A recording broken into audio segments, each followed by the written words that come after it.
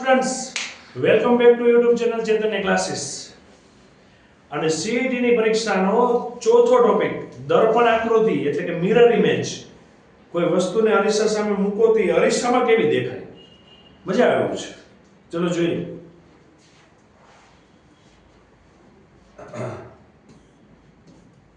અરીસામાં એક કામ એ કરવાનું છે કે તમે અરીસાની જે બાજુએ નજીક હોય ને, સમજો કે અહીંયા આપ્યું છે તો આ બાજુ પહેલા આવે અહીંયા, પછી આવી રીતે જાય.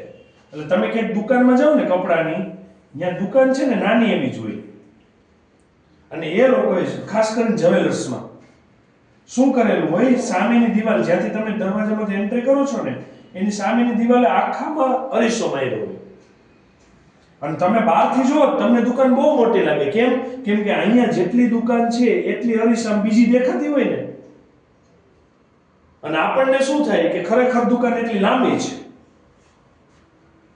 સમજાય છે? એટલે કોઈ વસ્તુ નાની છે એને લાર્જ બતાવવા માટે આ અરીસાવાળી પેટર્નનો યુઝ કરે છે. અહીંયા જો તમને એક એક્ઝામ્પલ આપ્યું છે. આ આકૃતિમાં આ મૂળ વસ્તુ અહીંયા છે, અહીંયા અરીસો મૂક્યો છે. અરીસામાં કેવું દેખાય? તો અરીસાની જે નજીક હોય અહીંયા નજીક જ હોય. તો જો આ એરાવાળો અહીંયા અને આ દૂર છે તો આ દૂર છે. કમ્પ્લીટ. ખાસ કરીને ABCD જોવાની છે. ઈ કે સાહેબ ABCD બધા ચેપ્ટરમાં આવી લોહી પી ગઈ. અને કેવું દેખાય અહીંયા જોજો. આ તમને અહીંયા અરીસો મૂકેલો છે. હું જે રેડ લાઈન કરું છું ને, ઓકે, બ્લુ લાઈન છે ને એ અરીસામાં દેખાતું પ્રતિબિંબ છે. એટલે કે તમારે અહીંયા એ લખ્યો હોય એ અને સામે અરીસો મૂકો ને તો અરીસામાં એ આવો દેખાય, એ જેવો જ દેખાય. પણ બી કેવો દેખાય? એટલે જો અરીસાની સામે જે પહેલું હતું ને પહેલું એટલે આ ઉપસેલો ભાગ છે ને, એટલે આ બાજુ ગયો, પછી સીધી લીટી પછી છે તો અહીંયા સીધી લીટી પછી છે. હવે સમજ પડી ગઈ ને? હા કે ના? સી માં જો ઊંધો સી છે, ડી માં જો આ ઉપસેલો ભાગ તો આ બાજુ ઉપસેલો ભાગ, ઈ માં આવી રીતે સામે પેલા 3 ટપકા ને પછી ઊભી લાઈન, તો પેલા 3 ને પછી ઊભી લાઈન. સેમ એફ માં એવું જી માં. હવે સમજ પડી ગઈ? દોરવાનું કેમ ઈ કદાચ આપણે અટવાના હોય તો એચ જેવો જ દેખાશે, આઈ જેવો જ દેખાશે. જે જો આવી રીતે ગયો ને તો અહીંયા કેવું થાય? ઊભો લીટો ને પછી આ બાજુ. કે ના બે પાખિયા પહેલા તો બે પાખિયા પહેલા ને પછી ઊભો લીટો. સમજ પડી ગઈ ને? હવે ક્લિયર છે? આખી ABCD L માં પછી M સેમ જ છે. સેમ વાળું હું નોટ કરું છું. H I O no O જ રહેશે, પછી T નો T જ રહેશે, U નો U જ રહેશે, V નો V જ રહેશે, W નો W, X નો X અને Y નો Y. આ બધા સેમ જ છે. આમાં કોઈ ચેન્જીસ નથી થતું મિરરમાં. હા, ઈ મિરર તમે મૂક્યો હોય નીચેની બાજુ હોય તો ચેન્જીસ થાય, નો ડાઉટ. ઓકે, ક્લિયર છે? કેમ કે જો અહીંયા M લખ્યું અને હું અહીંયા અરીસો મૂકું તો પછી MW થઈ જાય. સમજાય છે ને? ક્લિયર થયું? એટલે આ ખાસ કરવાની છે. એવું સંખ્યામાં તમે એકડો લખો ને અરીસામાં જોવો પાટીમ લખીને તો કેવો દેખાય? તો જો અહીંયા એકડો લખ્યો છે ને તમે 1,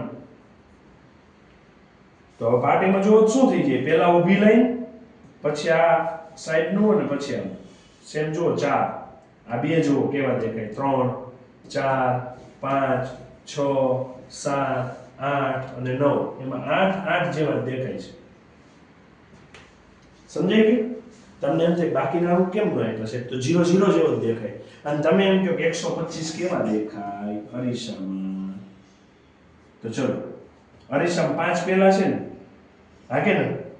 તો 5 કેવા દેખાય છે? પછી 2, તો 2 આમ છે તો ઊંધા દેખાશે ને. અને 1, તો આપણો 1 તો આવો હોય ને, અરીસામાં આવું દેખાશે. સમજાઈ ગયું? આવા દાખલાઓ છે, આવા પ્રશ્નો છે. પછી જો અહીંયા આકૃતિ આપી છે આકારની. અહીંયા જો એરો અહીંયા છે ને, તો આ ખૂણામાં આવ્યો, એરો પેલા ખૂણામાં આવ્યો ને, આ એમ C જેવું છે જોવા. પછી ટ્રાયેંગલમાં આ ભાગ અહીંયા ખાલી હતો તો અહીંયા જો પેલા ખાલી છે ને. પછી આ ઊભા લીટાવાળો ભાગ પેલો છે, ઊભા લીટાવાળો ભાગ પેલો છે. રેડી? આ તીર અરીસાની સપાટીથી દૂર છે તો આ તીર વાળો ભાગ અરીસાની સપાટીથી દૂર છે.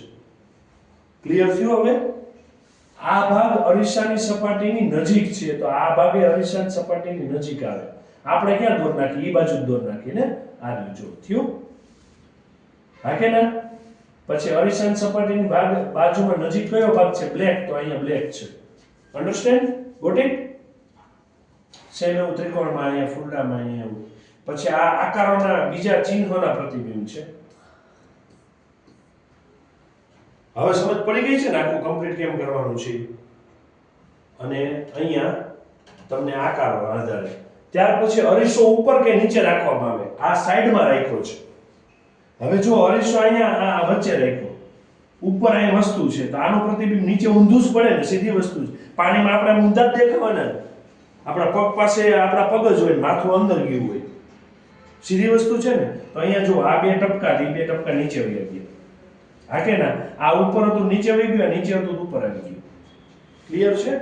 એટલે આ ખાસ ધ્યાન રાખજો.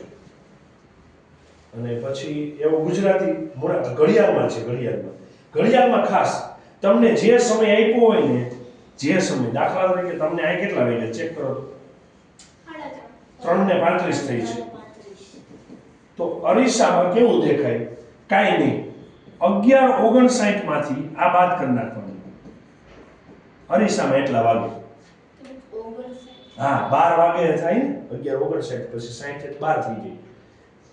આ કોન્સેપ્ટ યાદ રાખજો. ફરીથી તમને ઘડિયાળમાં જેટલા વાગેલા આપ્યા છે ઈ ઘડિયાળને તમે અરીસામાં બતાવો તો અરીસામાં કેવી દેખાય એનું એક જ શોર્ટકટ. શું? 11:59 માંથી આપેલો સમય બાદ કરો. ચલો 9 માં 5 જાય 4, 5 માં 3 જાય 2, 11 માં 3 જાય 8. તો કેટલા વાગ્યા હોય? 8 ને 24.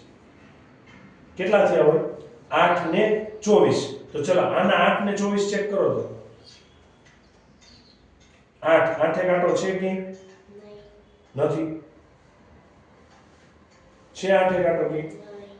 તો આપણે તો 8 ને 24 નું કીધું.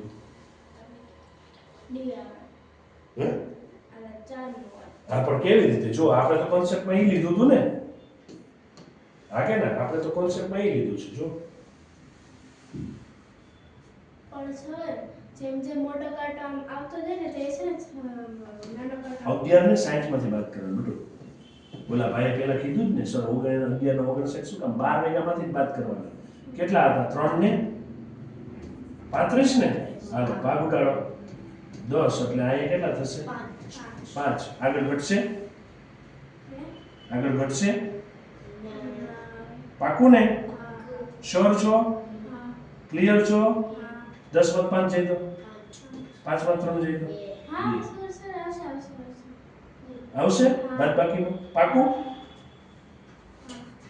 નો આવે ક્યાં થાય? યાર ટીચર 11 માં 3 જશે તો અહીંયા 8 ને 25 આવશે. અહીંયા 9 ને 25, અહીંયા 8 ને 25 છે. ઓકે, ધ્યાન રાખજો. ખાસ જે સમય આપ્યો હોય, જો 11:60 માંથી 3:25 બાદ 3:35 બાદ કરો તો કેટલા આવે? 9 ને 25.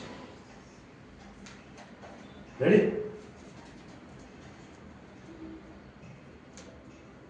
પછી એવું કલમ ઘટાડવાનું છે અને પેલું સ્વર વાળું છે. કેવો દેખાય? અરીસામાં કેવો દેખાય? એ આખું ટેબલ છે.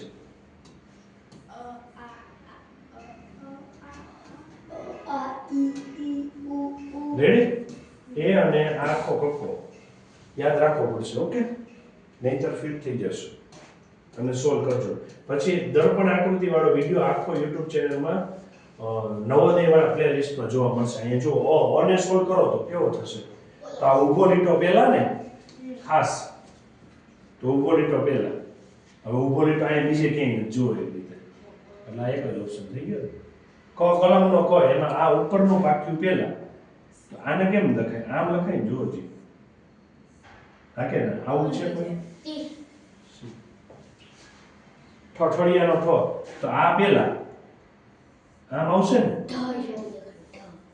ઢ. રેડી? 3 આપ્યા છે, કેવા દેખાશે?